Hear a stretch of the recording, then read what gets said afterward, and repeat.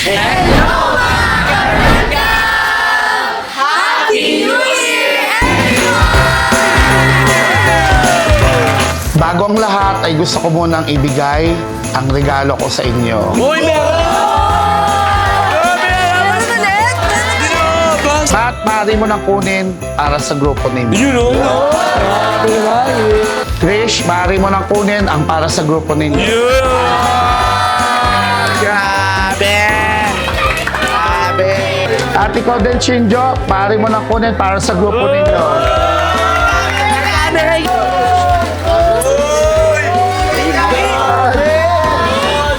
Krish, pumunta ka rito at meron pa akong regalo para sa mami.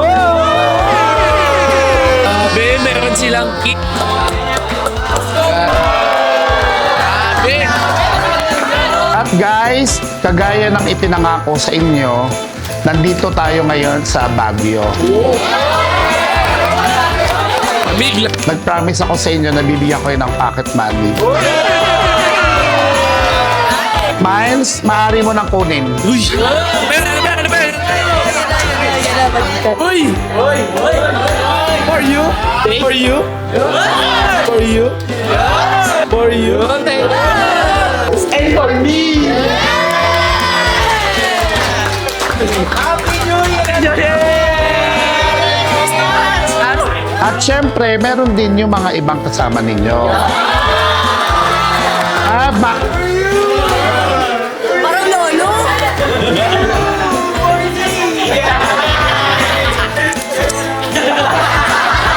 Sir, wala kasi.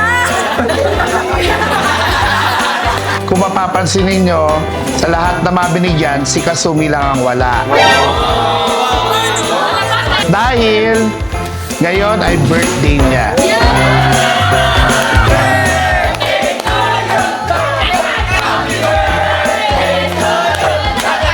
Happy birthday! Happy birthday! Happy birthday to you! At dahil birthday mo, Kasumi, eto regalo ko sa'yo. Guys, napasaya ko ang Pasko at Ay, talaga! maaari nang umalis ang iba sa inyo. Uy! Ay ko! Let's meet your new love team for 2026, Ernest and Luis. At tatawagin ang love team ninyo na Lunes. Para sa akin po is okay lang po as long as makabalik ako sa vlog ng Rancav.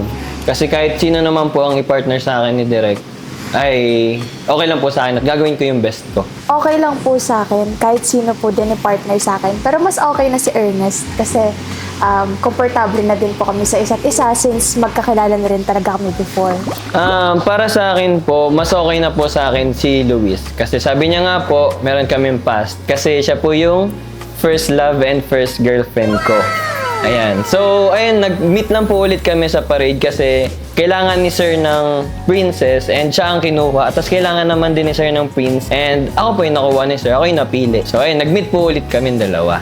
Para sa akin naman po is pabor din ako na maging ka-love team si Ernest. Since nga may napagsamahan na kami dati, so kilala namin yung isa't isa. Alam na namin kung saan kami ma-offend. Hindi na mahirap makipag-work kasi naging komportable rin naman kami sa isa't isa. Malay nyo. Meet your new love team for 2026, Harvey and Bella. At tatawagin kayong Harbel. Ako po, to be honest, hindi po ako pabor sa naging love team ko po ngayon. Kasi pinaghirapan ko po yung mga challenges para manalo and para maging ka-love team si Hailey. Kaya hindi po ako masyado pabor. Pero iniintindi ko naman po yung naging decision ng management. Sa totoo lang po, hindi ko rin po talaga nagustuhan yung naging desisyon ni Sir na new love team ngayon 2025. Dahil gusto ko rin po iparanas kay Ella yung mga pagkukulang sa kanya ni Kuya. And nire-respeto ko naman po si Sir, kaya wala naman po akong magagawa. Siyempre, sino pa po ba? Siyempre, si Hailey po. Kasi madami na po akong napagdaanan sa mga challenges para lang manalo and para makalove team si Hailey. Kung bibigyan po ako ng pagkakataon na magkaroon ng kapangyarihan na pumili kung sino ang aking magiging love team, pipiliin ko po si Ella dahil napakarami pong pagkukulang sa kanya ng aking kuya at kaya ko po maipangako sa kanya na hindi ko siya sasaktan at papaiyakin tulad ng ginagawa sa kanya ng aking kuya. Let's meet your new love team for 2026. JM and Chloe. At tatawagin ang love team ninyo na Chloem. Para po sa akin, sobrang saya ko po at sobrang pabor ko po. Maraming salamat po Derek at sa management. Kasi kung mapapanood nyo po yung last vlog po, nakaraang vlog po namin is pinili ko po talaga si JM since nakikita ko nga po yung potential kay JM. So, sobrang saya ko po kasi hindi lang po sa magaling sumayaw. Siyempre, gwapo pa po si JM. So, okay na. Sobrang sulit na. Ganon. So, sobrang saya ko po talaga ngayon. Ayun, maraming salamat po, Derek. Sa akin naman po, okay lang po. Pero syempre, ayoko rin naman maging red flag. Desisyon naman to ng management and ako gusto ko lang din magtrabaho ng maayos. At syempre, gagawin namin ni Chloe ang best namin para magpakilig at magpasaya para sa inyo. Yan. Sa akin po, ayun, si Cassie pa rin po. Kasi si Cassie nga po talaga yung una kong parang naka-love team nga po dito. Pero, ayun po, mas okay na po kay JM since madami na rin pong nangyari, madami na rin pong nambabash dahil hindi nga po tanggap ako at si Cassie, which is yung Closey. And para na din po sa peace of mind po and syempre sa mga Chelsea na supporter po dyan, sa mga fans ng Chelsea.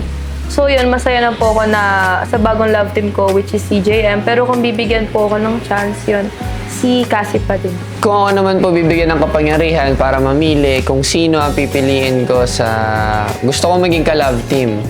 Syempre, dun pa rin tayo sa dati. Dun pa rin tayo kay Cheska. Kasi una sa lahat, syempre komportable na kami, iba na yung band na nabuo namin. At kumbaga, sanay na kami sa trabaho namin kasi kilalang kilala namin yung isa't isa. Pero kung ganito ang magiging setup, kung tayo man na magka-love team Chloe, syempre gagawin natin ang pinaka-the best natin para mapasaya ang mga supporters natin, di ba? Manonood. Let's meet your new love team for 2026. Mananatili pa din ang Hayla na si Hailey at si Ella.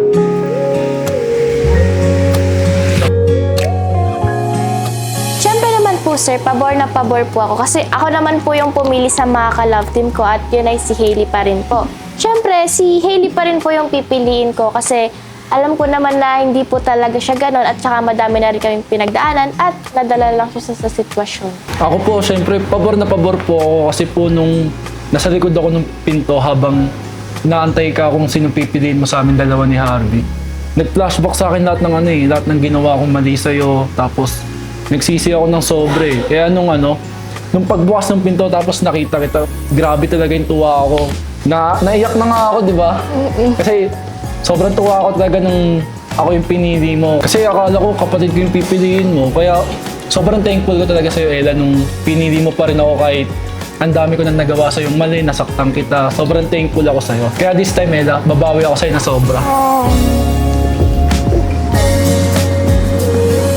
Ganon pa rin po yung desisyon ko sir. Si Hailey pa rin po yung pipiliin ko. Walang magbabago doon. Kung ako po bibigyan ng kapangyarihan mamili kung sino makaka-love team ko, syempre wala akong ibang pipiliin kundi si Ella lang. Kasi nga, gaya nga ng sabi ko, nagsisi na nga po ako and gusto ko sanang makabawi kay Ella. Kaya this time po, gusto ko sanang patunayan sa kanya na hindi mali yung pagpili niya sa akin tapos tama yung naging desisyon niya. Kaya this year, never na magiging red flag. Mananatiling green flag. Maniwala man kayo, hindi, papakita ko na lang.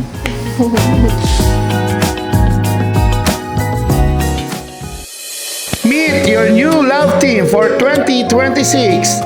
Brion and Krish. At tatawagin ang love team ninyo na Brishna. Sobrang pabor po ako na si Brion po yung makaka-love team ko this 2026. And sobrang sayo ko dahil una pa lang naman po, hinihiling ko na siya talaga yung maka-love team ko. Kaya sobrang sayo ko po nung kami po yung napili ng management na magka-love team. Ako po, hindi po ako pabor kasi unang-una po habang nasa room po ako, pinaka-expected ko po talaga is Yana po ang makaka-love team ko this year. And sana ibalik po ang Brianna direct. Pero nasa sa inyo pa rin po yung desisyon. Wala na po akong magagawa doon. Magiging professional lang po ako sa work ko kahit medyo malungkot po. Sorry Krisha, Brianna lang ako eh. Si Yana lang kasi gusto ko eh. Kung bibigyan po ako ng kapangyarihan na pumili ng ka-love team ko sa 2026, di na po ako lalayo pa. Si Brion na po talaga yung pipiliin ko kasi unang pasok ko pa lang po talaga sa Rancam, siya na po yung gusto ko maka-love team. Kaya, ba't pa po ako pipili ng iba? Siya na po talaga. Kaya sana po direct magstay na po talaga yung bridge na this 2026. Kung bibigyan po ako ng kapangyarihan kung sino pong pipiliin ko this year, 2026, syempre po ulit-ulitin ko pa rin pong pipiliin si Yana. Sana po direct na bigyan niyo pa po kami ng isang chance ni Yana na mapakita po ang dapat mapakita sa mga fans ng Brianna. And at saka po direct, bakit po naapektuhan ng Brianna? Never naman po ako naging red flag. And okay naman po kami ni Yana. Meet your new love team for 2026, Beshan and Yana. At tatawagin ang love team ninyong Beshna. Yes po, pabor na po ako kasi una pa lang masaya na ako kasi naka-love team ko siya. Maka-love team ko siya in this 2026. Sana po magtagal kami and mag-work kami as a love team. Sorry Besha na, pero di po talaga ako pabor kasi para sa akin po, mahirap po mag-adjust ng iba po agad na love team kasi bago pa lang po kami ni Brion and mas nag-expect pa po ako na mas tumagal pa po kami kasi hindi pa po enough yung pinagsamahan po namin and sa kanya na po talaga ako nasanay. Ayun po. Kung papapiliin po ako ay si Yana po syempre kasi masaya na ako sa kanya. And mukhang mag-work kami as a love team at saka magkaka-chemistry kami dalawa. Sana magtagal kami dalawa in 2026. Yun lang po. Kung papipiliin po ako, syempre po si Brion pa rin. Kasi sinabi ko naman po, di ba, na doon po ako sa kanya nasanay. Mas gusto ko pa pong makaranas ng more experience and more memories po kasama siya. And di pa po ako ready na magbago po ng love team. Let's meet your new love team for 2026, Justin and Mitch. At tatawagin ang love team ninyo na Just Me.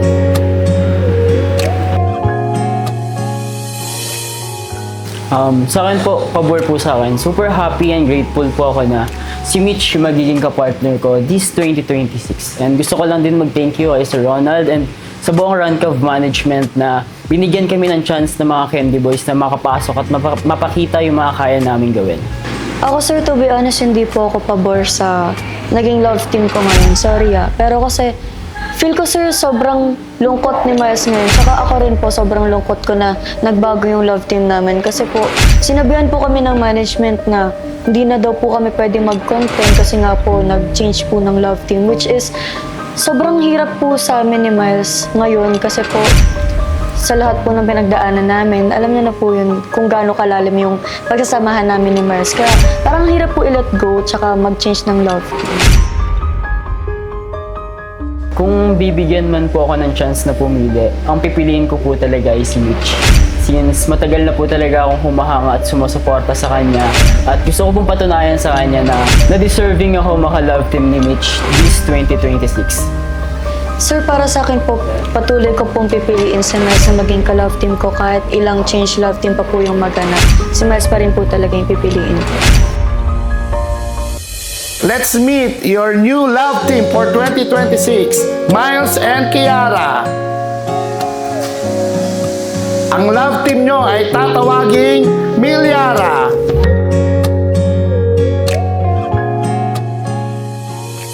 Sa akin po sir, sobrang saya ko po kasi po binigyan niyo po ako ng opportunity na matupad po yung mga wish ko po. Tsaka po, nagbuka na rin po yung mga efforts ko po. Kaya po sobrang saya ko po talaga na nangyari po yung ganito po. Kaya po ayun guys, sobrang saya ko po. Kaya Milyara na po sa 2026 and sobrang saya ko po. Kaya isupport niyo po kaming dalawa guys.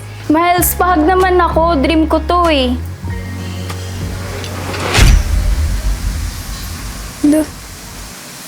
Okay lang yan Miles, naintindihan kita. Baka bukas nga makalawa, magiging okay ka na rin sa akin.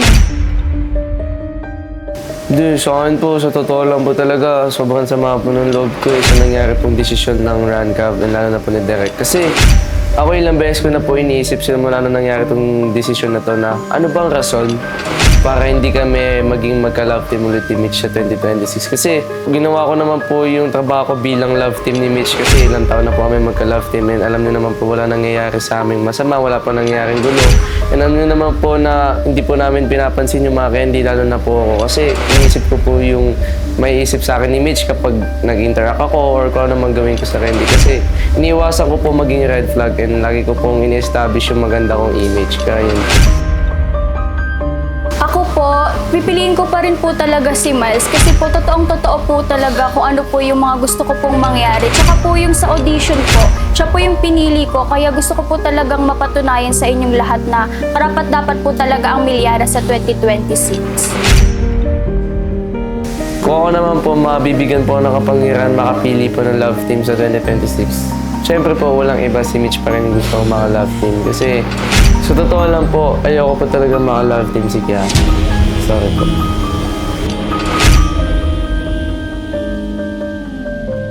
Kasi gusto ko lang malaman mo na ikaw ay magiging solo artist sa ngayon. Dahil sa patuloy mong pagiging red flag kay Angel, ito ang parusa ng management sa iyo. Sa akin po is nararamdaman ko po ngayon is malungkot po kasi nga po nasanay ako may ka-love team ako and nasanay rin ako nandyan si Angel palagi para sa tabi ko and sabi ko sa kanya is babawi pa lang ako pero wala na, hindi na ako nakabawi kasi iba na yung pinili niya. Sa akin po kung papapiliin po ako ng ka-love team, syempre walang iba kundi si Angel pa rin kasi nga gaya nga ng sabi ko kanina is babawi pa lang ako sa kanya and sana makabawi na ako.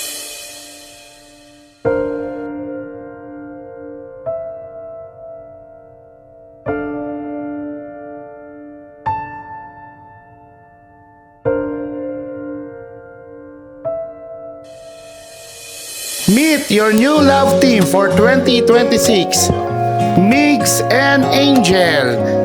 At tatawagin ang love team ninyo na Mijel. Pabor po sa akin yun. Nung pinili po ako ni Angel, sobrang nasiyahan po ako. Ano po, pabor naman po. Kasi naka-love team ko naman po si Migs dati, kaya sa tingin ko po magiging komportable naman po ako sa kanya. Ako po sir, ang pipiliin ko pa rin is si Angel po dahil nung last na love team challenge po, nakitaan ko po na spark yung love team namin dalawa. Naging masaya kami, tapos bonding, ayun po. Bale, hindi ko na po yun masasagot kasi nagkaroon naman po ako ng oportunidad nung nakaraang vlog para pumili. Kaya, ayun po. Angel, nakaabang sa 4 na kwarto. Si Migs, si Matt, si Justin, at si Cassie. Isa sa kanila ang pwede mong piliin. Gusto ko kasi ikaw lang yung ka-love team ko kasi syempre, yun nga sabi mo, hindi naman din biro yung mga pinagsamahan namin. Kapag mag-iba pa ako ng love team, kahit gano'n pa sila ka-green flag, ayaw ko pa rin sa kanila. Kasi hindi sila ikaw. Ko na ba na may buhay na buksan na